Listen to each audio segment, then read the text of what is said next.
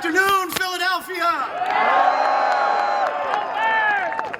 You guys are the faithful. Thank you for sticking around and staying to the last minute.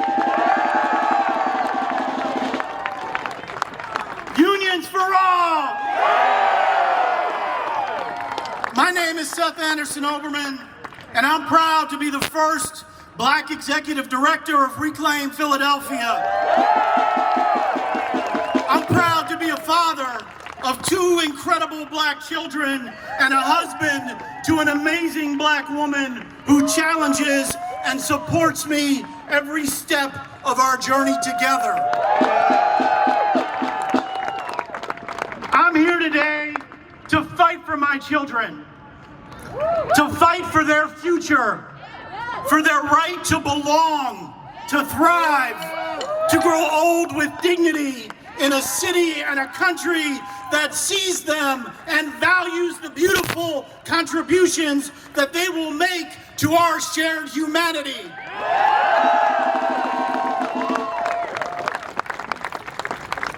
That future stands in grave peril today. For today we gather with one message that must echo from every corner of this nation. Hands off our people! Hands off our schools! Hands off our schools! Hands off our housing! Hands off our housing! Hands off our public transit! Hands off our public transit! Our libraries! Our clinics! Our dignity! Hands off our lawyers and those who are standing up for our rights! Hands off our city! Hands off our communities! Hands off our history! And hands off our futures!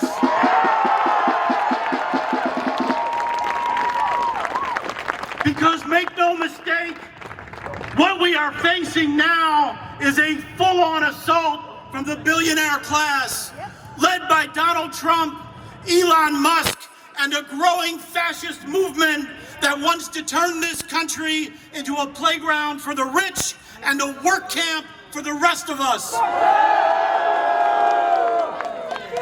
They're slashing Medicaid and SNAP, funding for housing and education.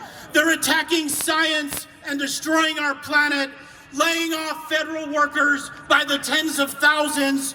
They are coming for all of us. Elon Musk is no harmless tech bro. No. Fuck him.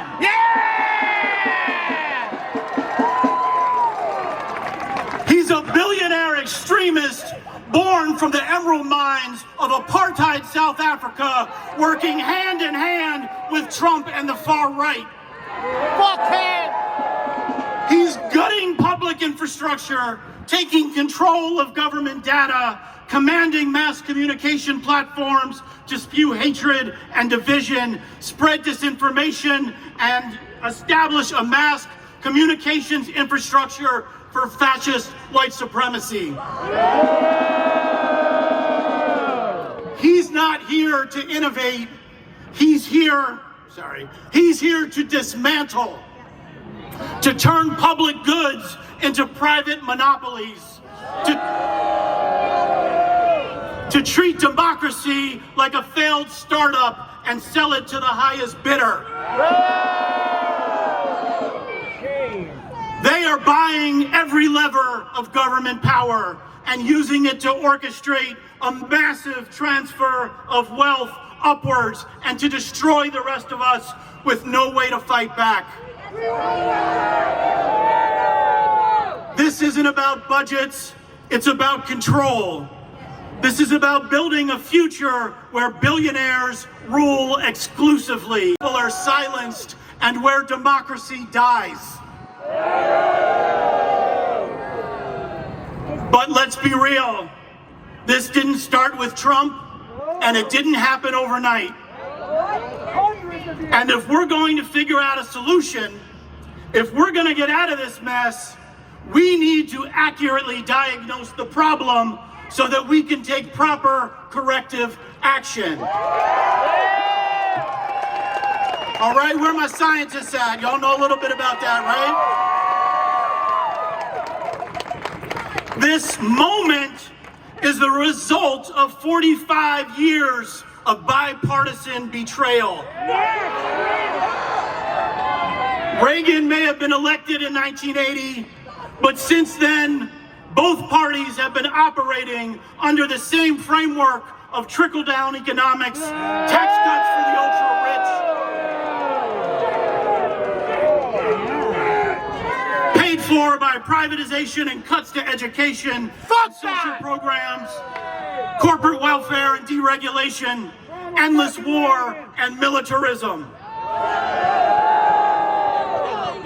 While Reagan declared open season on union workers, it was Bill Clinton who championed NAFTA and shipped out good union jobs, leaving rust, blight, and human suffering in its wake.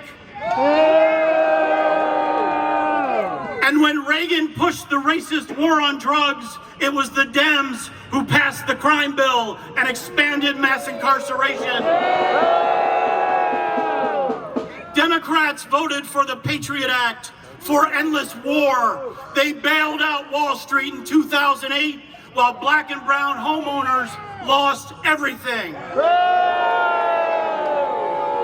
They've stood by genocide in Gaza, and here at home, they've handed city after city to developers, cops, and corporations. Fuck the cross. Fascism isn't something that happens all at once. Little by little, with every accommodation to racism and corporate power, every little attack on our rights that gets bargained away in a budget bill, every act of privatization, every expansion of militarism and unchecked police authority. Democrats haven't fought the emergence of fascism, they've enabled it. They've cleared the path. Right here in Philadelphia, Democratic leaders pushed a $900 million stadium deal for billionaires against the overwhelming will of residents of this city. And now our mayor, Sherelle Parker, is pushing to eliminate the business income and receipts tax, or BERT, that would hand $2 billion to mega corporations over the next decade. Money that should be funding our schools. That should be funding SEPTA. That should be funding housing and mental health care and libraries. Instead, they want to give it away to those who already have too much, while raising taxes on local business owners in our neighborhoods. Barbershops, daycare centers, nail salons, restaurants, the lifeblood of our communities. And at the very moment when our federal funding is being eviscerated to pay for more tax cuts for billionaires, that's not a budget plan, it's a blueprint for abandonment, gentrification, and for community displacement. It's a guarantee of austerity budgets for years to come. We should be raising local taxes on big corporations to make them pay. To make them pay their fair share and close the federal gap, not piling on. And now Trump and his fascist movement are launching a full-scale attack on diversity, equity, and inclusion. DEI programs, affirmative action, and every hard-fought gain won by the civil rights movements. They want to erase our stories, erase our progress, erase the people who've led every push for a more just America. These attacks are not random. They are strategic. thought out, and part of a larger project of white supremacy. A project that seeks to rewrite history, rehabilitate slavers, and erase the truth that black people have been at the center of every movement to expand democracy in this country.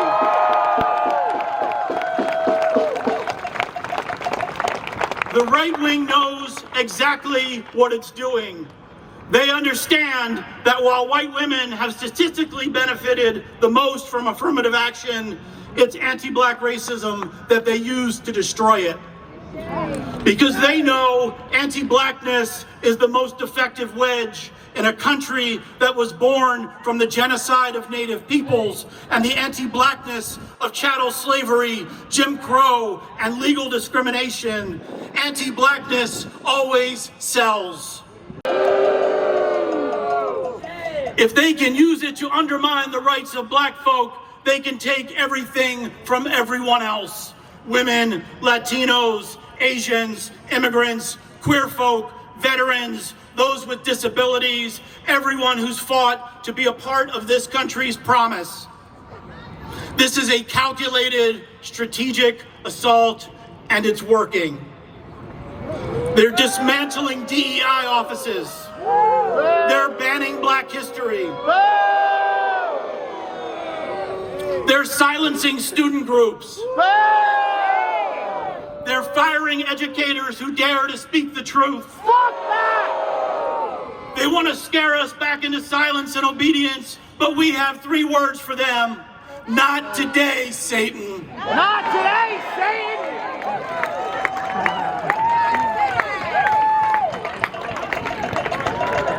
That means if we're serious about building a multiracial, inclusive democracy, we must center the fight against anti-blackness in the efforts to build real unity. It's not a side issue, it's the issue. Because they divide us in order to conquer us. They weaponize race, they weaponize gender, they weaponize immigration, they weaponize class, sexuality, and party politics, because they know if we're fighting each other, we're not fighting them. But we're not falling for it anymore. Today, that ends. We see each other. We stand with each other. We know that our liberation is bound together. And that when we fight side by side, we win.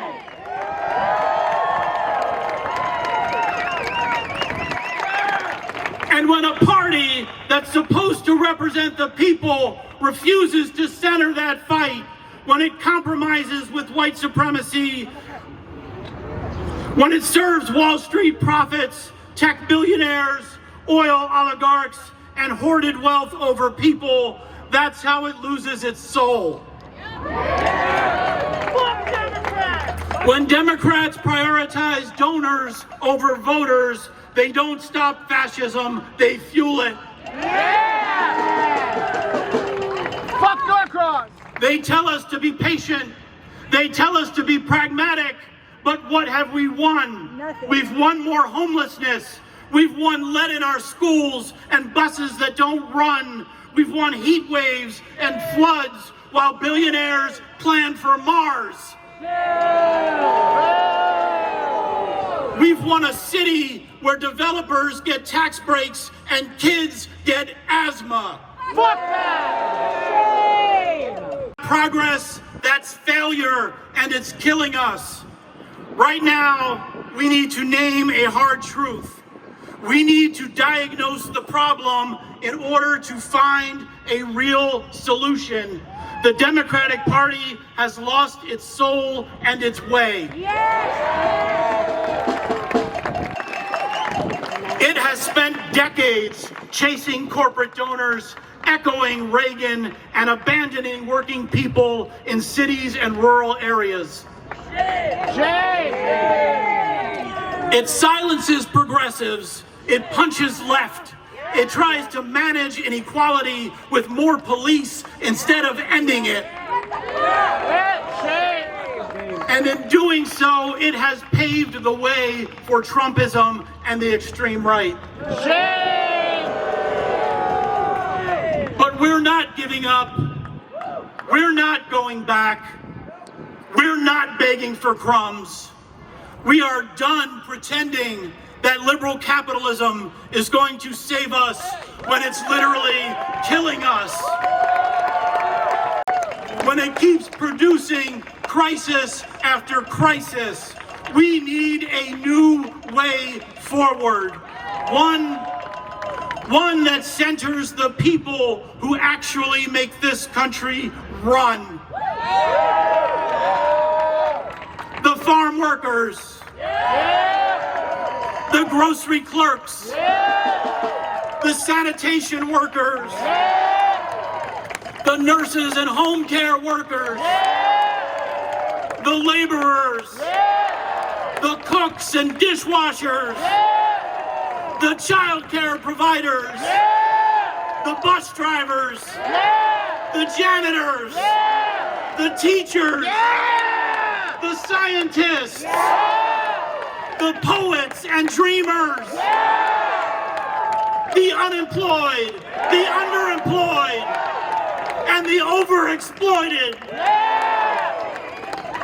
Those whose labor creates the wealth of this country, but who own not a damn piece of it.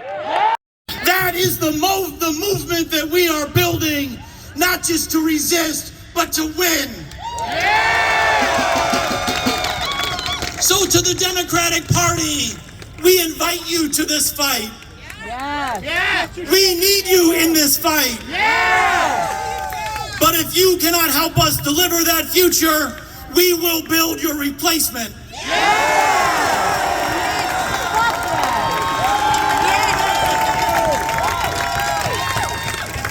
With joy, with clarity, and with the unstoppable power of people who know our own value and who believe in our ability to win justice for all of God's children. We are not waiting and we are not asking permission. Because when we say hands off, we're not just saying no. We're saying yes to something better. Yes to our humanity. Yes to our solidarity. Yes to our dignity. Yes to peace. Yes to our planet. Yes to a future where power flows from the people and not from billionaires. So let's organize. Let's fight. Let's build. And let it be known that we're not going anywhere. We are just getting started. It's time to stop imagining the apocalypse and start imagining the revolution. Thank you. I love you, Philadelphia. I'll see you in the streets.